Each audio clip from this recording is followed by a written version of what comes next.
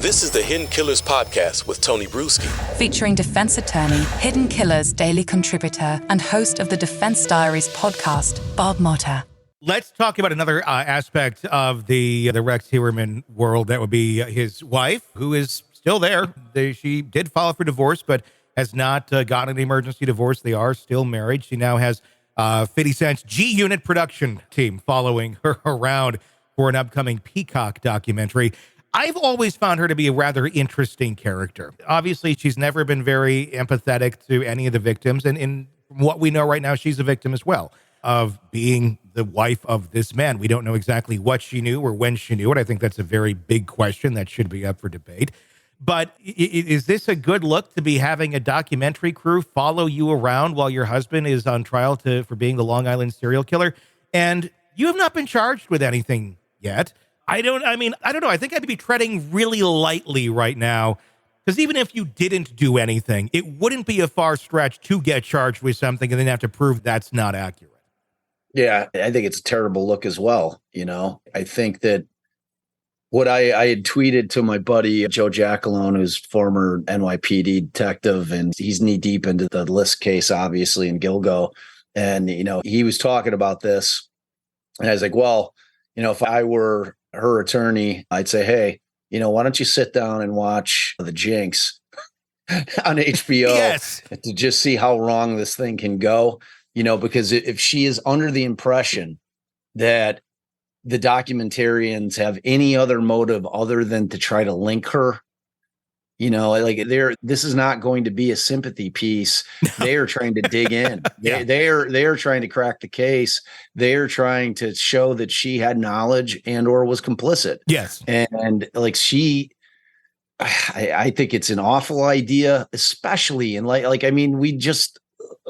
haven't talked about this case in a minute, but they just found, and we don't know if it's the hair.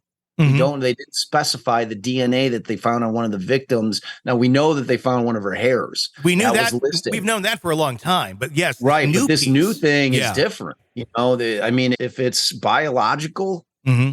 it's a problem for her. How do you explain that away? A hair is way easier to explain than saliva or some kind of other bodily fluid or blood, any of those things. If any of those are found on the victim, how do you explain that? Well, it reads to me almost, I don't know. She, again, not someone who seems to make the best of decisions when we're talking about Asa Ellerup, if we just look at her path and track in life.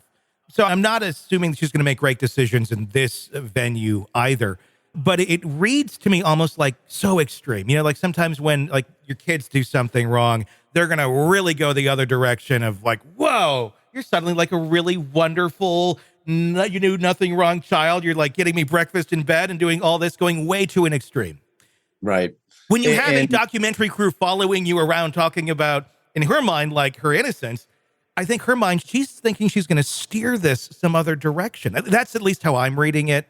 Obviously, she's not been charged with anything, but it seems like a very extreme response. I agree. Yeah, completely. And that's what I'm saying. She's misinterpreting that. She's not reading the room, because that's not what they're going to be doing. I can just envision what this pitch meeting was like, mm-hmm. and because they had to get the production company, they had to get Peacock to pony up the dough to pay her. And this pitch meeting was, I guarantee it wasn't oh, we want to follow her around and show that she's a victim in all this, all the other victims, but different. What they're saying is, we're going to get her. She's going to slip up.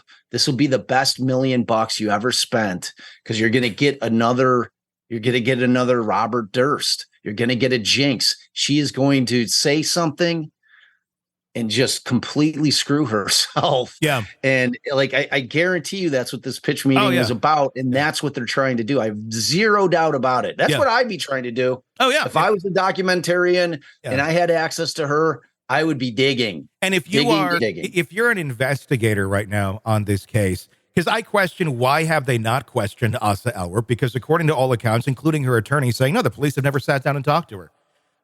That means they're sitting there waiting. They're letting her hang herself. And if you have this documentary crew that goes in, it's over. I mean, they're going to get so much more out of the B-roll, out of the cuts that don't even make it to the screen, that will likely be incriminating to her or more incriminating to Rex, one of the two or both, that it'll be far more than they'd ever get in an interrogation room.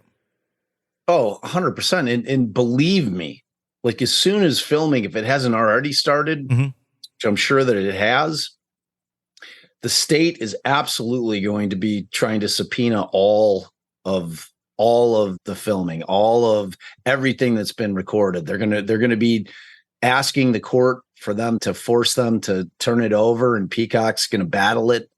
And, we'll see where that thing lands, but I guarantee you that they're going to be making a move to get all of that.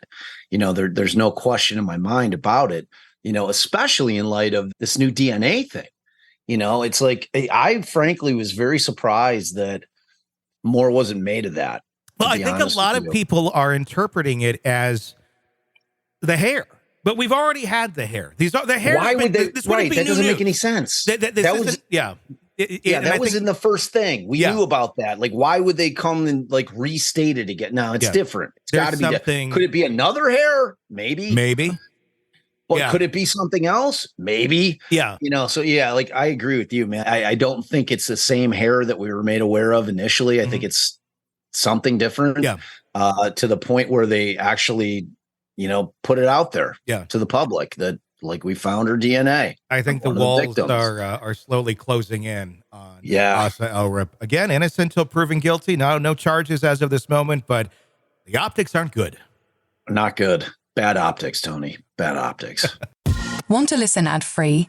Want advanced access to all of our interviews before anyone else?